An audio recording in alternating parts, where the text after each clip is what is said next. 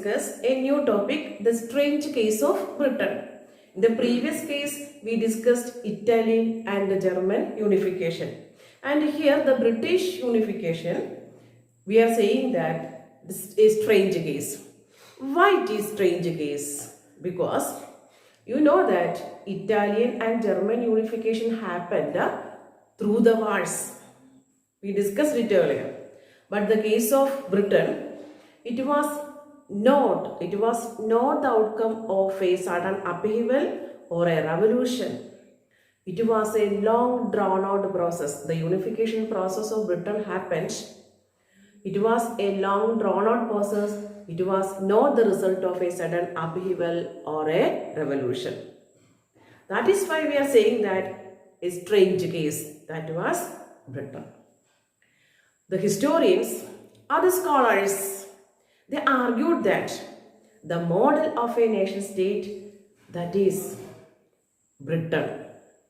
And we can enter the unification of Britain, or how the Britain, the nation, how it formed as a nation state, we have to discuss. Before 18th century or prior to the 18th century, there were no British nation. The primary identities or the people, those who inhabited in the British Islands, they were different ethnic groups: Irish, Scottish, English, Welsh. These different ethnic groups inhabited in the British Islands. These different ethnic groups, they have their own cultural and political traditions. There were variations, differences are there. There were differences, there were different political and cultural traditions. Then later what happened? Slowly, England grew steadily. The wealth, its importance and the power increased. Then England, it was able to influence over the other nations. England was able to influence over the others because its power, its importance, its wealth increased. Then later, the British Parliament, it seized power from the monarch through a protracted conflict that happened in the year 1688. And that was known as the Bloodless Revolution. Why it known as Bloodless Revolution? Because without shed a drop of blood, the English Parliament seized power from the monarch. Then, under the leadership of England, the formation of nation state that was happened. Then, England now, it was able to influence over the other nations. Then in the year 1707, the Act of Union between England and Scotland, United Kingdom of Great Britain, was formed. Here, the English Parliament was dominated by English members. The Scottish tradition and their beliefs, everything submerged by the English dominance. When the Scottish Highlanders, they were the believers of Catholicans. These Scottish Highlanders, they tried to get independence, or when they made an attempt to get independence, they were suppressed.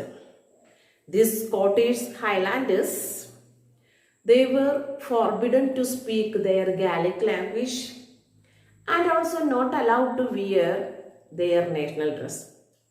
Many of the Scottish Highlanders, they were forcibly removed from their homeland. They were forcibly driven out from their homeland. So what happened here? English dominance over the Scotland. Then next, the same fate to the Ireland. Ireland was deeply divided into Protestants and Catholicans. And here, England supported the Protestants to dominate over the Catholicans.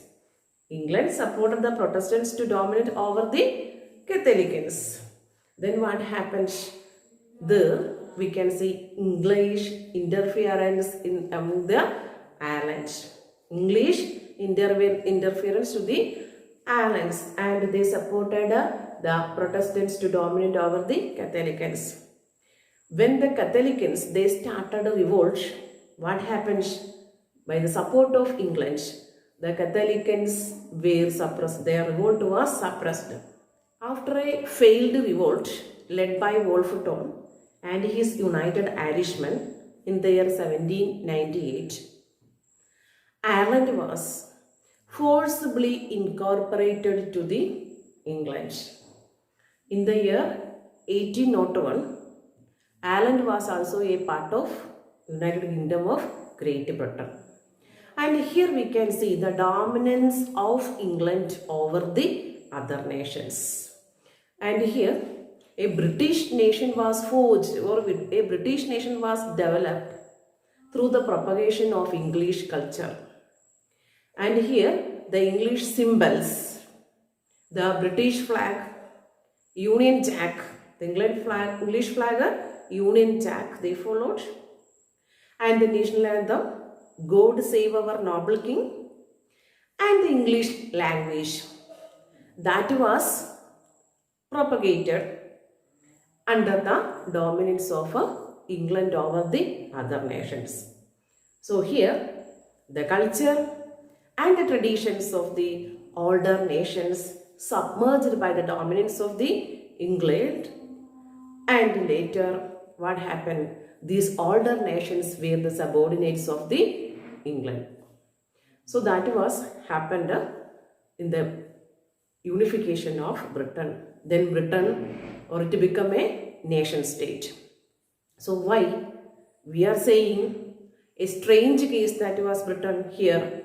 Because without shed a drop of blood, or without a revolution, or a sudden upheaval, the formation of nation state that was happened there, then we are saying that it was a strange case. So dears, we are concluding here. Thank you.